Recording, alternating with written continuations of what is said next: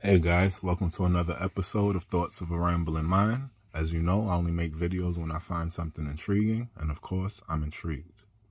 This video today is going to be about one of the three types of true knockouts in boxing. Yeah, so I only believe there are three types of true knockouts or stoppages. Of course, there's many ways that a boxing match can end.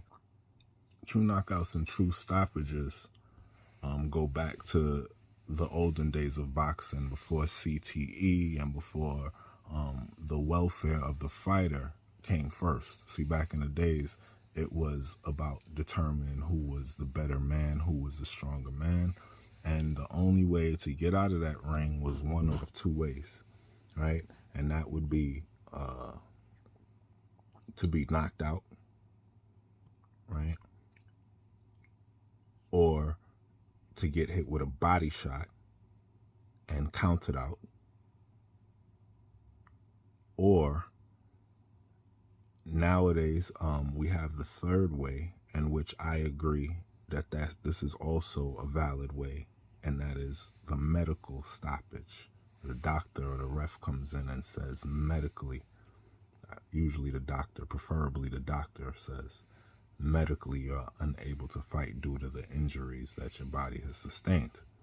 Okay, so in this video we're going to be analyzing Errol Spence because he's the most prolific body puncher in boxing, right? The reason why these three types of knockouts are the best types of knockouts to me is because, well, of course, your one punch knockout where a person goes completely limp, these are unquestionable knockouts, and it's unquestionable that you were defeated by your opponent, not by yourself. Also, there is the medical knockout, where bones are breaking, vision becomes impaired, some type of damage and force was inflicted over the course of the match, where a medical doctor feels that your health is at risk. He will not allow you to continue, and he uses his scientific experience and education in order to make that determination. And in this video, of course, we're going to be talking about the body punches, right? Body punches where someone either, one, knocks the wind out of you, you go down immediately, start gasping for air, you cannot regain oxygen in time for the count, and you're counted out. Or two, you're hit in your stomach with such force that it creates a shock wave across the stomach. This shock wave is not felt until it crescendos, has a delayed reaction, at which point the wind is knocked out of you, followed by an immense pain, crippling pain, almost paralyzing pain, and you'll be counted out. So those are the three types of knockouts that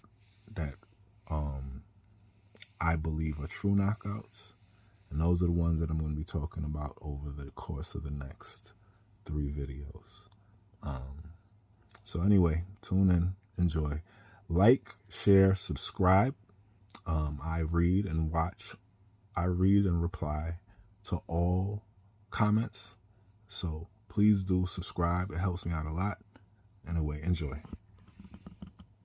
Going to the body inevitably helps to hurt his opponents, and Errol Spence is able to mix up his attack by doing so. This is what I call investing into the body. When the head isn't available as an attacking opportunity, Spence doesn't waste time and he switches straight to the body. This takes advantage of the opening to the body, while the opponent also struggles to spot punches coming from low levels.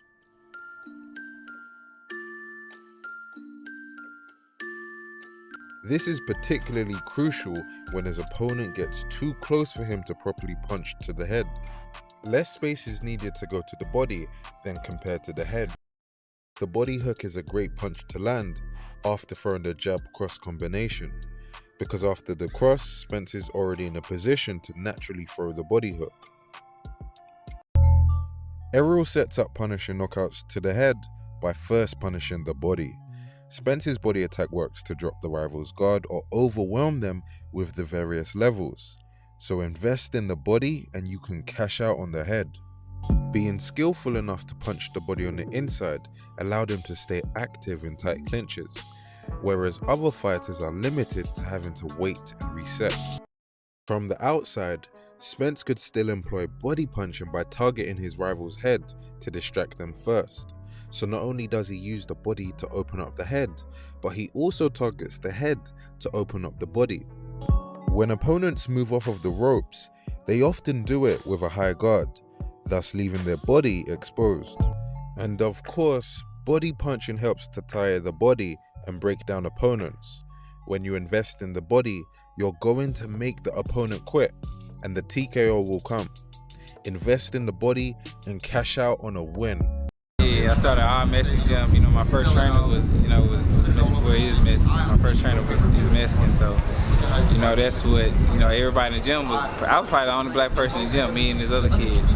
And you know that's all I seen. You know, guys going to the body, working the body, things like that. The gym was real small, probably like a little circle. What part of Texas was it? Oh, it was in Dallas. Yeah, it was in Oak Cliff. It was real small.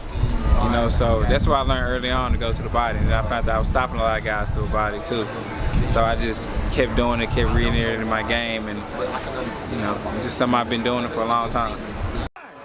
Saved by the back.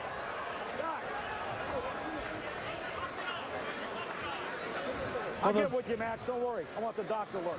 First minute was kind of okay, but after that... I'm going to have the doctor take a hard look to make stop this fight. He's getting ready to throw up. Okay. All right, the fight is over. They're stopping the fight in the corner.